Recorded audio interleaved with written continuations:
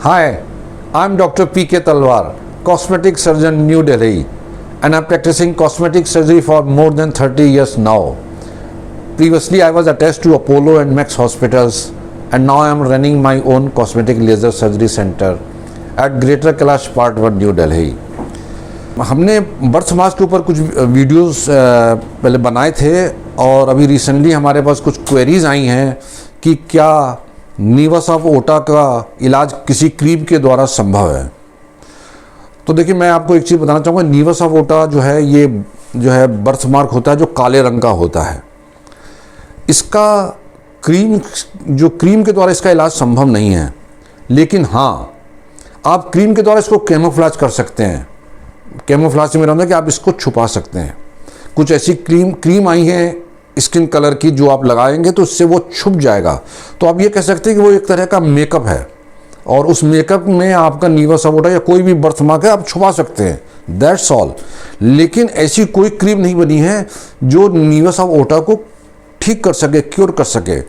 अगर आप देखेंगे, और आप लोगों ने मैं देख रहा हूँ कि हमारे जो दर्शकगण हैं काफ़ी जागरूक हैं, काफ़ी पढ़े लिखे हैं और हर चीज़ को समझते हैं।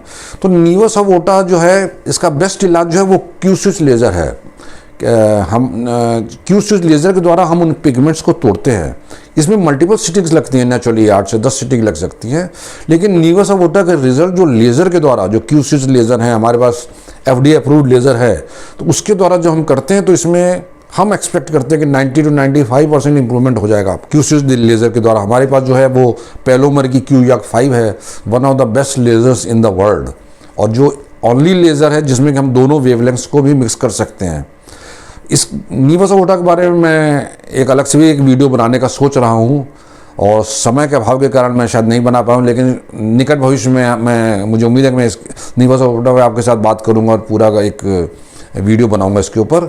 लेकिन जो प्रश्न था मैं उसको क्लियर करना चाहूँगा।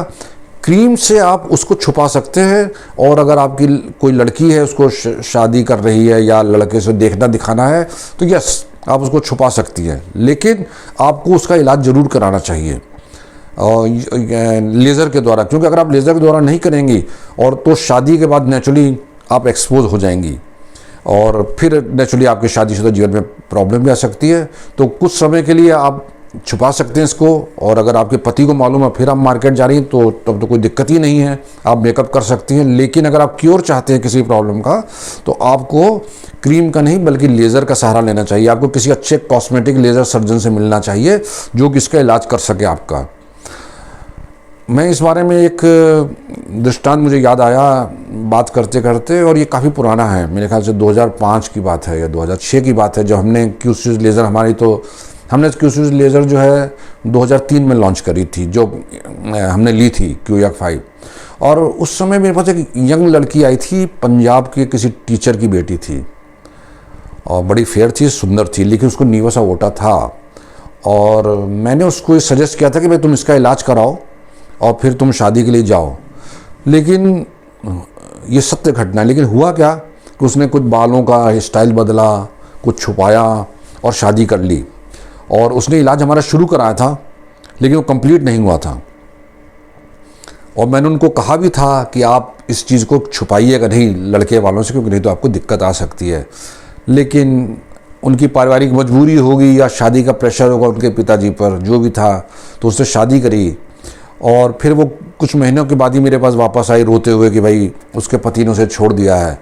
तो मैंने उनसे ये कहा कि भाई मैंने आपको ये एडवाइस करी थी कि आप अपना इलाज करा के ही ये काम करें, क्योंकि शादी जैसे जो बंधन होते हैं ये विश्वास के ऊपर कायम होते हैं, और आप अगर कोई चीज़ छुपा रहे हैं तो वो शायद आपके भविष्य के लिए अच्छा नहीं होगा।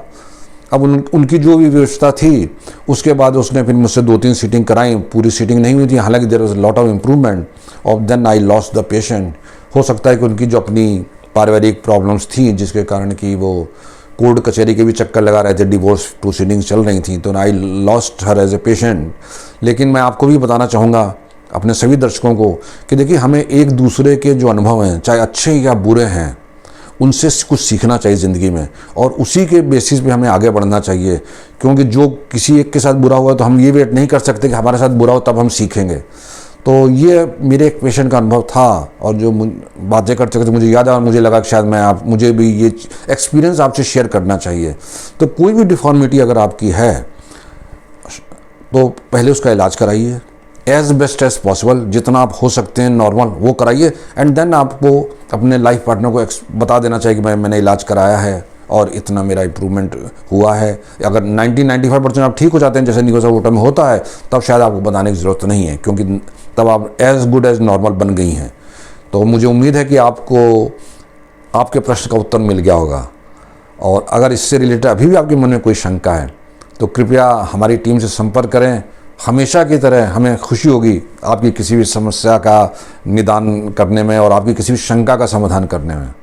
और अगर आपको ये वीडियो पसंद आया है तो कृपया इसे लाइक और सब्सक्राइब करना ना भूलें, ताकि भविष्य में भी हम इसी तरह आपके साथ कॉस्मेटिक सर्जरी से रिलेटेड प्रॉब्लम्स के ऊपर डिस्कशन करते रहें। Thank you very much.